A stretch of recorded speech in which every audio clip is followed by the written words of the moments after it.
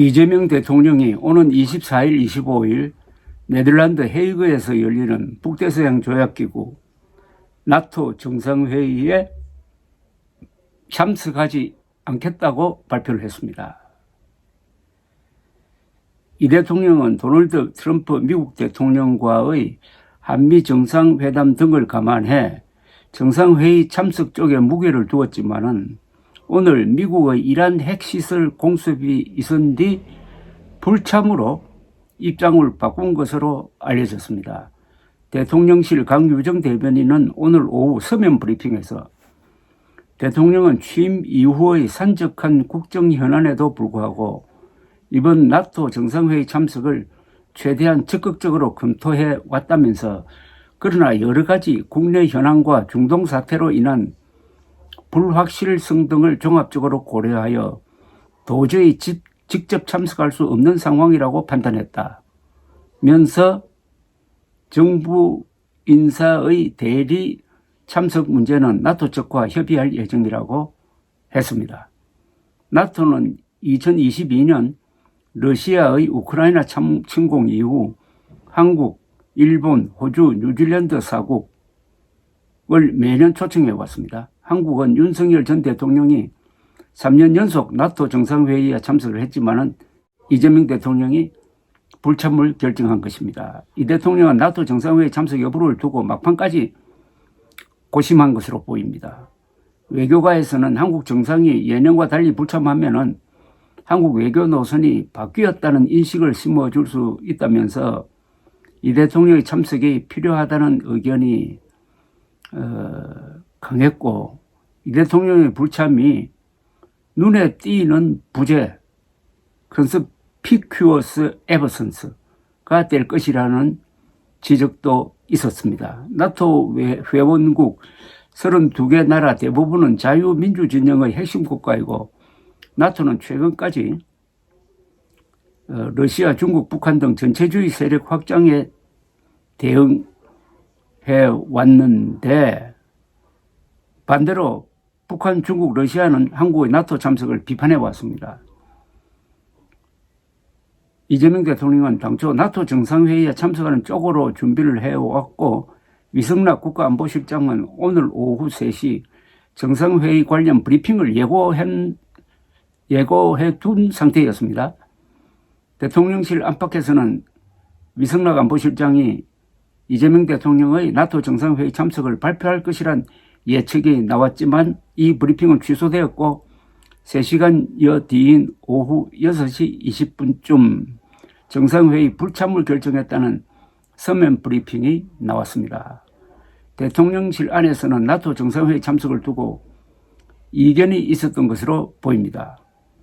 오늘 오전 미국의 이란 공습이 불참 쪽으로 바꾸는데 결정적 역할을 한 것으로 보입니다.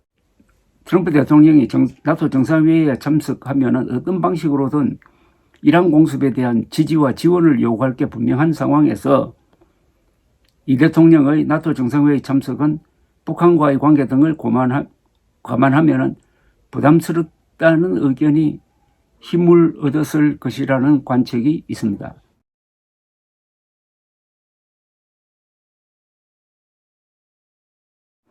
미국 이란 공습을 비판하는 여권의 분위기도 불참 결정에 영향을 줬을 것이라는 추측이 나오는데 예컨대 추미애 민주당 의원은 오늘 페이스북을 통해서 미국의 이란 공습을 국제법 위반이라고 비판하면서 미국을 공격하지 않은 이란을 미국이 직접 공격한 것은 정당성이 없다고 했습니다. 이재명 대통령의 나토 불참 결정이 그 올바른 판단인지는 좀 따져볼 필요가 있다고 생각합니다. 지금 이란, 북한, 중국, 러시아가 한편이라고 볼 수가 있습니다. 그 나머지는 미국, 유럽 국가를 포함해서 대부분이 이란의 핵 개발에 반대하고 있습니다.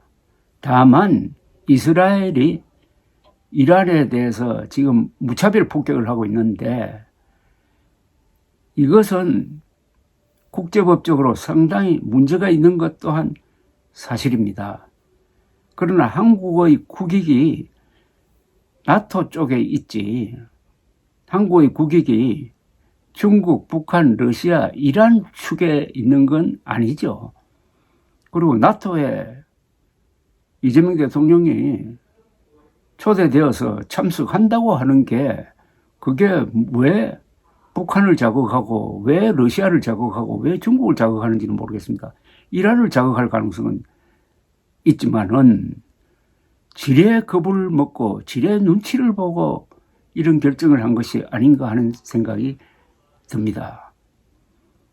이란이든 북한이든 이런 불량 국가, 테러 지원 국가의 핵무기 개발은 중단시키는 게 세계 평화를 위해서 옳은 일입니다. 더구나 북한 핵 위협으로부터 우리가 미국의 도움을 받아야 하는 입장인데 비슷한 핵 개발을 하고 있는 이란의 눈치를 볼 필요가 있는 건지 저는 좀 이해가 되지 않습니다.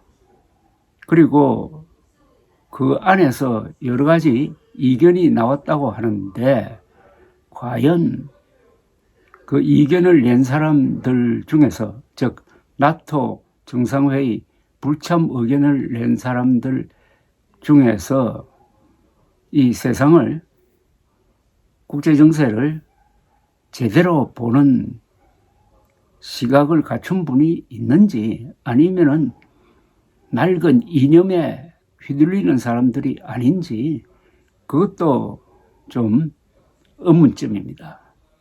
지금까지 이재명 대통령의 외교 노선은 누가 봐도 한미일 자유진영 중심의 노선이었습니다. 그런데 오늘 결정은 그것하고 잘 맞지가 않습니다.